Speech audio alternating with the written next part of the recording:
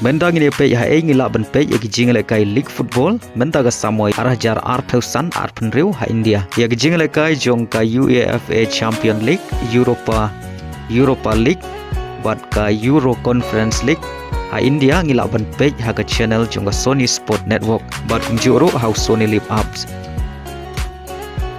Yagi Jingialehkai Saudi Pro League kabadai ka League Football ka bahe tam jong ka Saudi Arabia ngilak ben Peit ha Sony Sport Network bat kumjuru ha Sony Live. Yagi Jingialehkai Bundesliga kabadai ka League Football ka bahe tam jong ka Germany ha India ngilak ben Peit ha ka channel jong ka Sony Sport Network bat kumjuru ha Sony Live.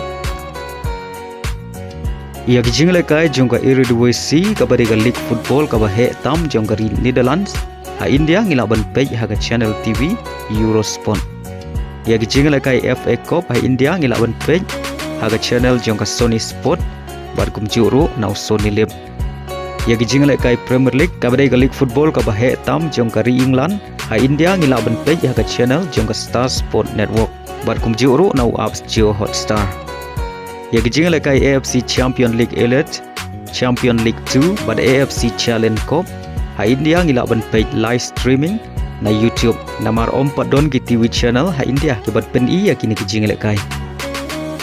Yagi Jingialehkai jong ka CONCACAF Champion Cup ha India ngilak ben Peit ha YouTube.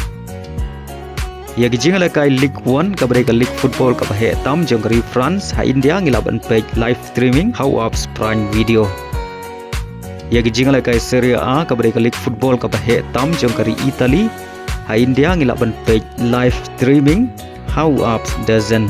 Yagi Jingialehkai Laliga kabadai ka League Football ka bahe tam jong ka Spain ngilak ben Peit live streaming how apps Fankun. Bar yagi Jingialehkai MLS kabadai ka League Football ka bahe tam jong ka USA ha India ngilak ben Peit how Apple TV lane ha KIWEI2 ki website.